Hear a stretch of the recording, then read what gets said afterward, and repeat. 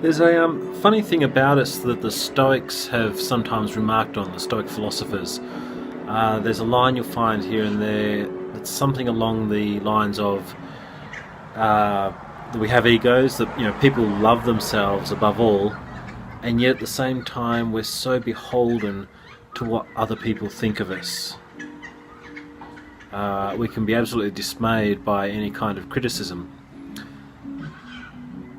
It actually makes sense, but it also, I guess, on face value, is a kind of contradiction. And they're being rhetorical when they say these kinds of things, because they're sort of inviting us, really. By saying it, they're inviting us to find a way to dismiss and throw away these powerful concerns we have for what other people think about us, which hold us back from living a good life.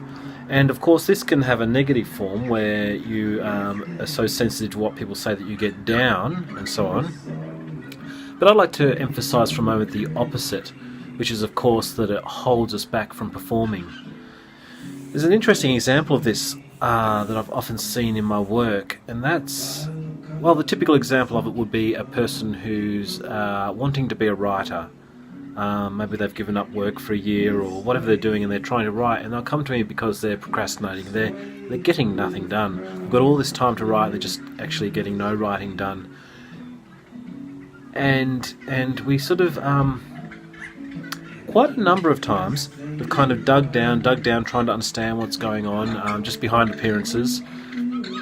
And what has emerged is that the person is actually more concerned with appearing as a writer, more concerned with people valuing them, what people think of them, or sort of making some contribution which is really about them being valued or admired by others.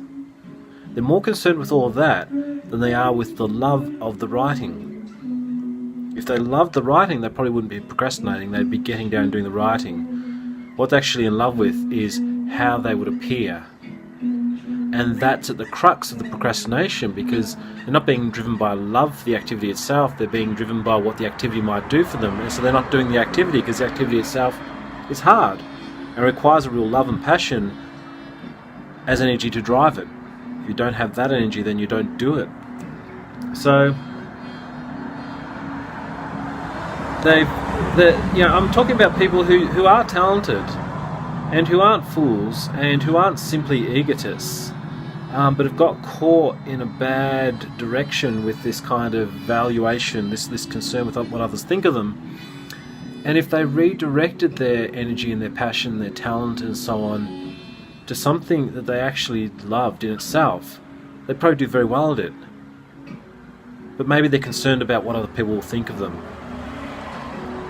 So if you want to perform well, if you want to do well in life, if you want to do well at the thing you love, or if you want to find what it is you love, you need to disregard the opinions of others about you and really look inside and find out what your desires are telling you, and then just continue following those desires. Here's an example of this. I put these videos out because I enjoy it in itself. Like, I do the writing. I published that ebook recently, and it's all stuff that I've actually had written long before, or in sort of bits of drafts in the past. I love writing and so on, but I also recognise it's a good way of getting clients. But the truth is that I cringe doing this stuff. I hate putting myself out there like this in a way. Part of me hates putting these videos up, absolutely hates it, and cringes the whole time. The other part enjoys it, like I'm made of bits, like all of us.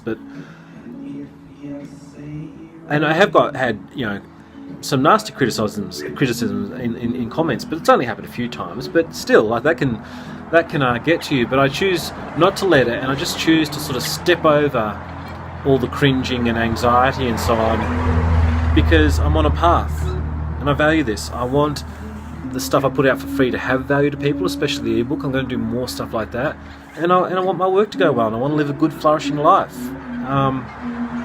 So you just have to ignore what people say about you and what they think about you, and sometimes that's actually what they do say, but the majority of it is, the bulk of it is what's in your own head, what you're scared they're thinking about you and scared that they're saying about you.